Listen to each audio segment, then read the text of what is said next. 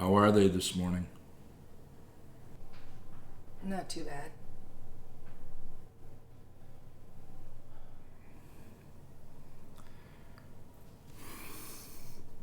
It's a good thing you weren't sleeping with me last night, Jax. I had a bad dream. I actually screamed myself awake. You what? Screamed myself awake. Didn't you hear me? No. I was screaming words, but it's like I couldn't really say them. It's like, I don't know, I couldn't close my mouth around them. Sounded like I had a stroke. And my voice was lower. It's not like my own voice at all. I heard myself and made myself stop. But I was shaking all over. So I had to turn on the light for a little while.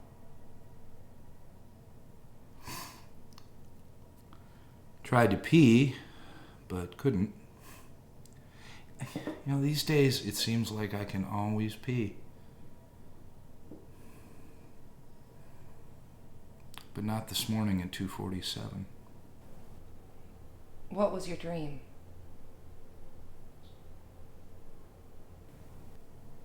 I don't think I want to tell you. They say if you tell your dream, it won't come true. Did they say so?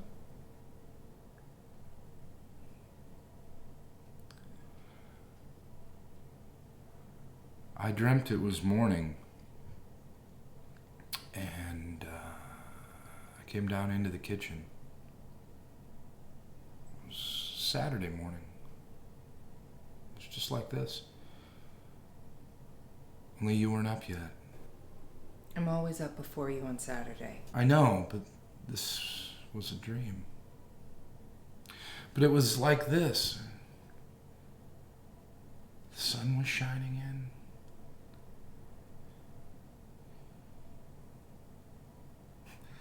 I could see my shadow on the floor.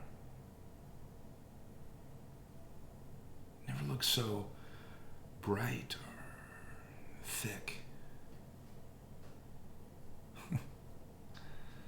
Bright. It's a funny word to use for a shadow, isn't it? Thick, too.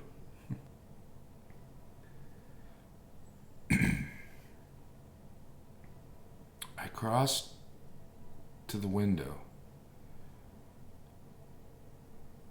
and I looked outside and I saw that there was a dent in the side of the Friedman's Volvo. And I knew somehow that Frank had been out drinking again, and that the dent happened coming home.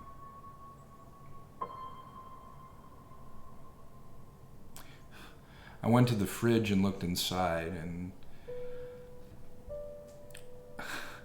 I saw a plate of deviled eggs with a piece of saran wrap over them. I was delighted. I wanted lunch at 7 in the morning. I don't want to hear anymore. And I thought, I'll just have one. And I thought, no, if I do that, she'll yell at me.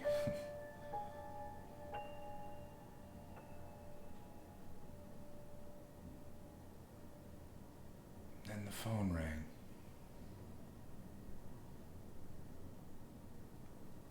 I dashed for it, because I didn't want to wake you.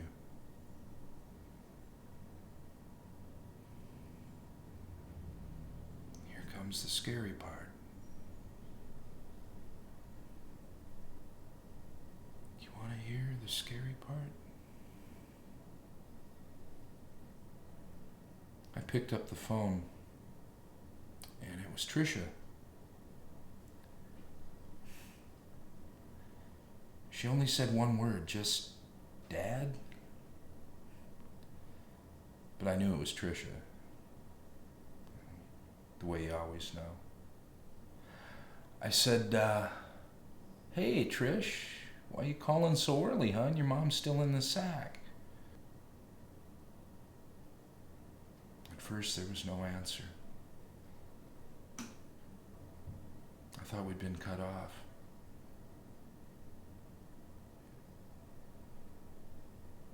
Then I heard this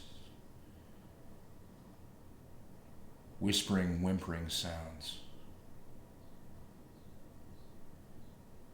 Not words, but half words. Like she was trying to talk, but hardly anything could come out. She wasn't able to get her breath or muster any strength.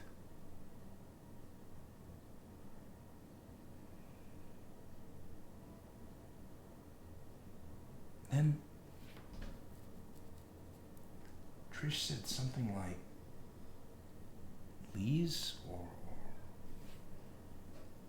least. But in the dream, I knew it eliding. Eliding? Is that the word? Eliding the first syllable. And I knew that what she was trying to say was police.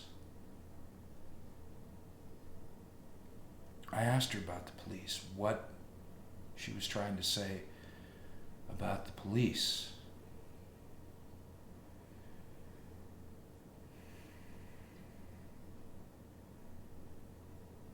I sat down right there. Right there.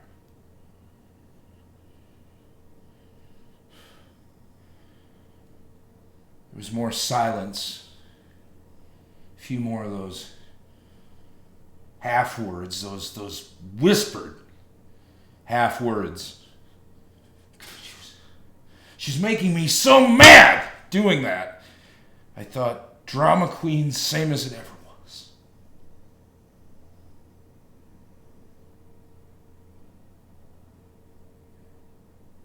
Then I heard number. Number, clear as a bell. And I knew that what she was trying to say was that the police had called her because they didn't have our number.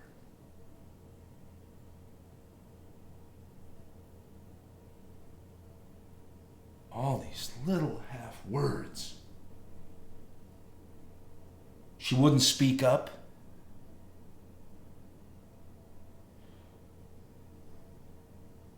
Then I heard killed. I knew that one of the girls was dead. I just knew it.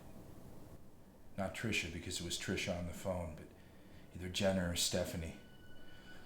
I was so scared. I actually sat there, wondering which one of them I wanted it to be, like Sophie's fucking choice. I shouted at her, tell me which one, Trish. Tell me which one. For God's sakes, tell me which one.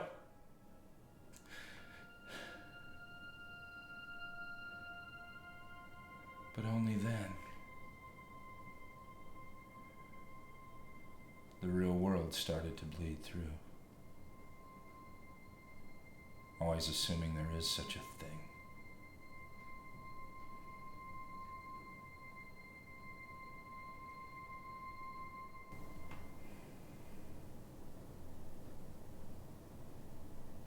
By then I knew I was in bed.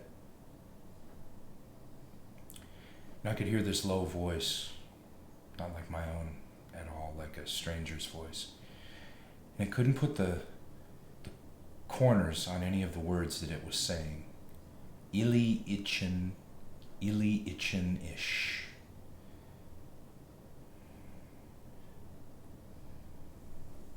I lay there waiting for you to run in and see what was wrong. I laid there all over goosebumps, trembling, telling myself this was just a dream, the way that you do, of course.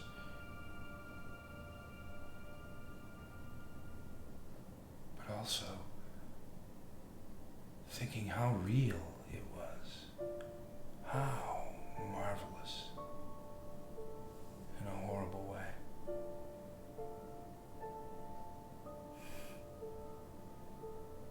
It's amazing, isn't it? How deep imagination goes. A poet, one of the really good ones, that's the way he must see his poems. Everything so detailed.